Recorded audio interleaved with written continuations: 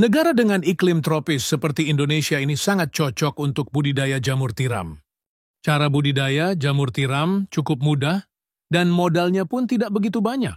Bagian yang paling sulit saat ini untuk budidaya jamur tiram adalah membuat baglok, yakni media tanam yang sudah berisi bibit jamur.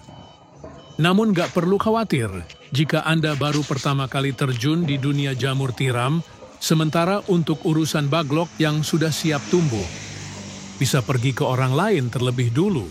Lambat waktu jika usaha budidaya jamur tiram sudah mulai berkembang. Cobalah untuk membuat baglok sendiri. Nah, langsung saja inilah beberapa persiapan dan cara budidaya jamur tiram versi Jamur Ganteng Official. Yang pertama, menyiapkan kumbung. Kumbung ialah semacam rumah untuk jamur, yakni tempat untuk manaruk dan merawat baglok hingga tumbuh jamur siap panen.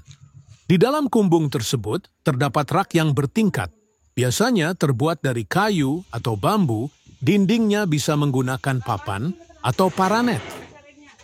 Dan pada bagian atap menggunakan genteng, jangan menggunakan seng atau asbes yang mudah mendatangkan panas. Bagian lantai sebaiknya dibiarkan menggunakan tanah, agar saat terkena air mudah meresap.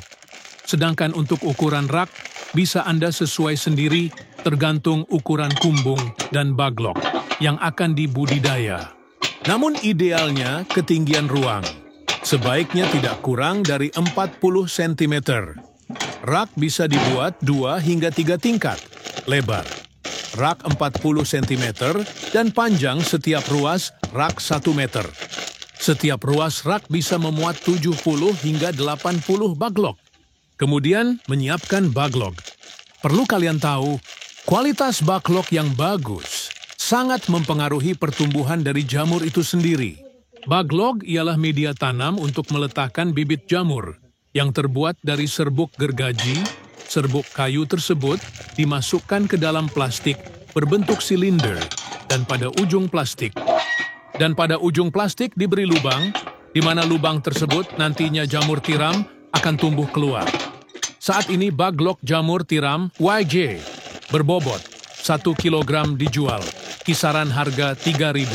Cara merawat baglok. Pertama, silahkan letakkan baglok pada rak yang sudah berada di kumbung. Anda bisa menyusunnya secara vertikal atau horizontal. Jika menyusun secara horizontal, berarti lubang baglok berhadapan ke samping. Sedangkan jika secara vertikal, maka lubang baglok menghadap ke atas. Namun biasanya, untuk para pemula lebih milih untuk menyusun baglok secara horizontal.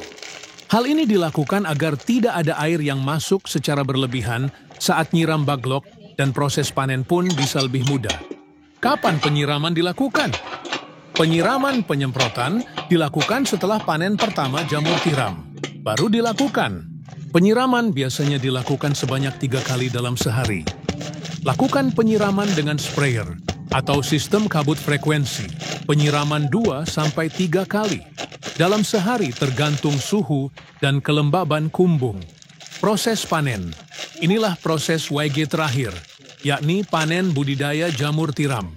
Bila baglok yang digunakan permukaannya telah tertutup sempurna dengan miselium, biasanya dalam waktu 1 hingga 2 minggu sejak pembukaan tutup baglok. Baglok yang memiliki bobot sekitar 1 kg akan menghasilkan jamur sebanyak 0,7 kg. Jamur akan tumbuh dan sudah bisa dipanen jika dirawat dengan baik dan benar. Baglok jamur bisa dipanen hingga 4-5 kali panen. Setelah itu, baglok dibuang atau bisa digunakan bahan ompos. Pemanenan dilakukan terhadap jamur yang telah mekar dan membesar tepatnya bila ujung-ujungnya telah terlihat meruncing. Bila masa panen lewat setengah hari saja, maka warnanya menjadi agak kuning kecoklatan. Bila sudah selesai itu, jamur cepat layu dan tidak tahan lama. Kemudian jarak panen pertama ke panen kedua berkisar 2 hingga 3 minggu.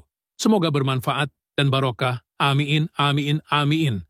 Monggo YJ minat mau usaha jamur tiram, bisa diorder baglok jamur tiramnya via 108 5259 352057 atau via Shopee Yayan Mushroom, gratis, konsultasi seputar dunia perjamuran, tidak usah khawatir, takut gagal siap dibimbing sampai berhasil.